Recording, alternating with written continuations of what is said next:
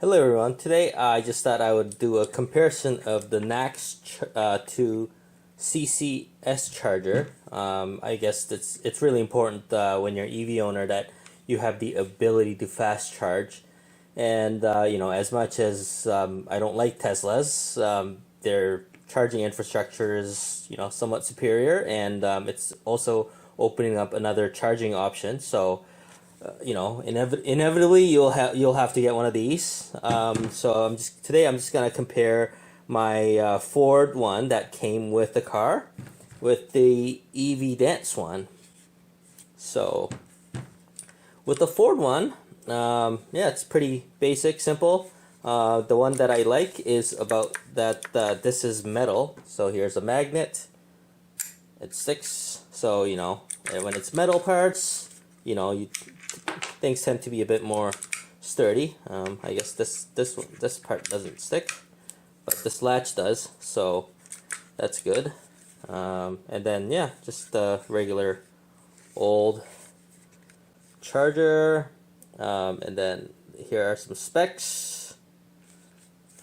And then with the EVDANCE one, the biggest part I like about this is that it's got a handle. When there's a huge cable, it tends to get a bit awkward when you kind of try to navigate this. So I think I like the part that it's got a handle, and also if you look at the bottom, there's also a lock button.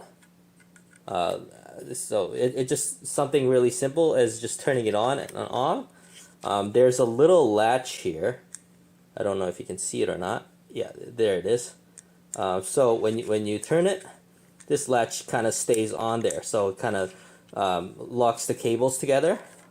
So another sort of extra point of security. Again, these chargers kind of look identical, and then the specs are also written here. Let me just try to focus that. So specs are pretty similar. Except that the Ford has an IP67 rating. And then let's see if we can check out the weight, what the weight is. So with the Ford, it's 943 grams. With the EVDANCE charger adapter, it's 982. So I would say these both two are pretty sturdy, being this the OEM, and that the EVDANCE one being a bit more heavier. It should tell a lot about its quality, because a lot of times people take shortcuts and they tend to remove things, and that's how things get lighter.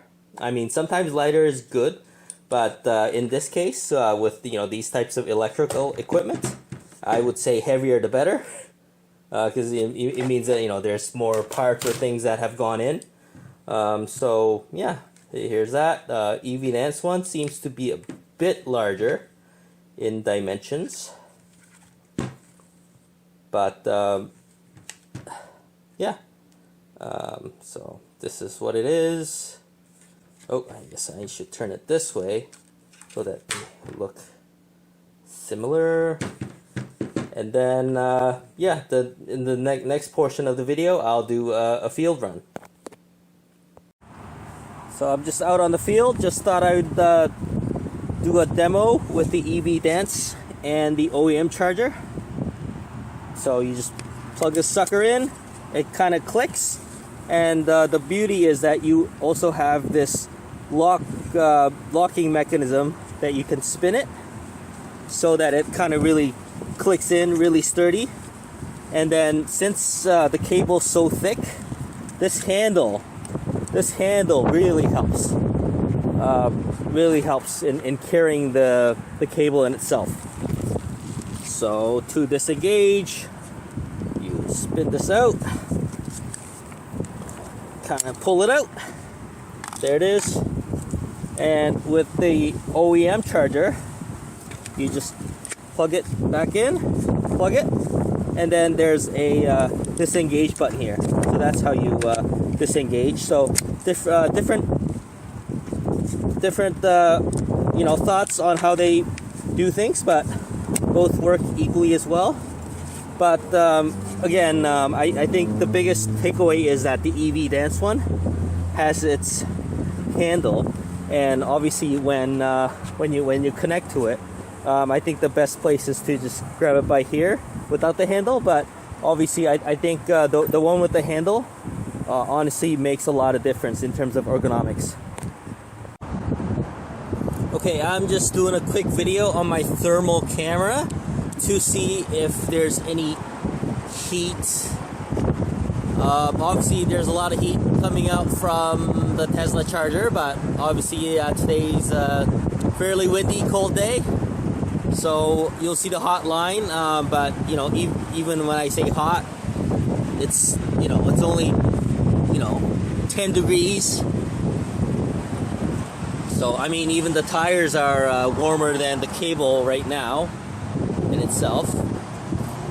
And on the adapter, virtually no heat. Let me just show you. I grab it onto the handle for a bit, and then you see the residual heat there. But as you can see, there's virtually no heat, no warming up. So that's a very good sign that the adapter is doing its part. Okay, I'm just doing the same thing with the Ford adapter, and as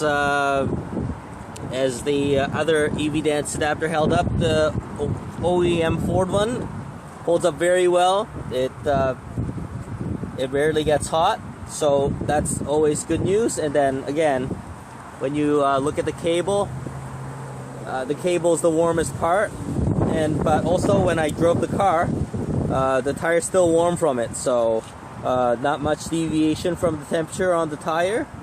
So I think both adapters held up extremely well with circumstances that they are pumping through more than 100 kilowatt hours of energy. So I think that's fairly impressive on both EVDANCE and the Ford OEM adapter.